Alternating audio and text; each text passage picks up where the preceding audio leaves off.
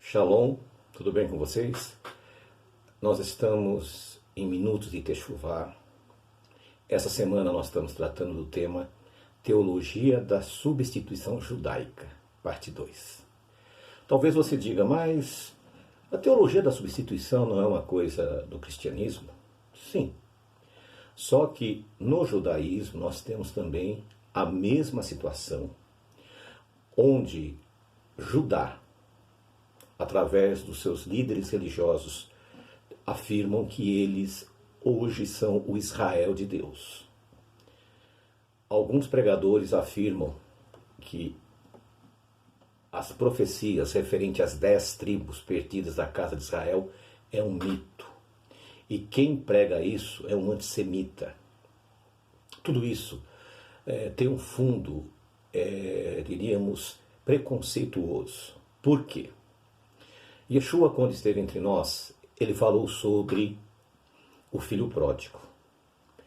E nessa parábola ele fala que o filho que ficou revoltado quando soube que o irmão havia voltado e havia sido recebido como filho. E ele diz, mas eu sempre estive aqui, eu sempre defendi o Senhor, eu lhe ajudei, e agora esse que abandonou fez tudo errado, o Senhor mata uma novilha para ele e para mim sequer um carneiro. E esta parábola, ela reflete exatamente os ciúmes do judaísmo com relação ao ressurgimento das 10 tribos perdidas da casa de Israel. E Yeshua também conta outra parábola sobre os 10 leprosos. Quem são esses 10 leprosos? Esses 10 leprosos são as 10 tribos de Israel que se contaminaram com o pecado, foram para o exílio e lá no exílio se misturaram entre as nações e nunca mais retornaram. Mas a parábola diz também que um retornou. Esse que retornou é Efraim. Porque em muitos textos bíblicos, Efraim, ele incorpora as 10 tribos em uma só. No outro vídeo eu comentei sobre uma tribo no Afeganistão, no Paquistão. Esta tribo afirma serem da tribo de José. São mais de 50 milhões de pessoas. Hoje eles são islâmicos, abandonaram a Torá, seguem alguns princípios que diferenciam eles do Islã convencional, mas são islâmicos. Mas isto era profético. O profeta Jeremias, no capítulo 31, no versículo 31, diz assim: Eis que farei uma nova aliança com a casa de Judá e com a casa de Israel. Não existe nenhuma aliança com a casa dos gentios.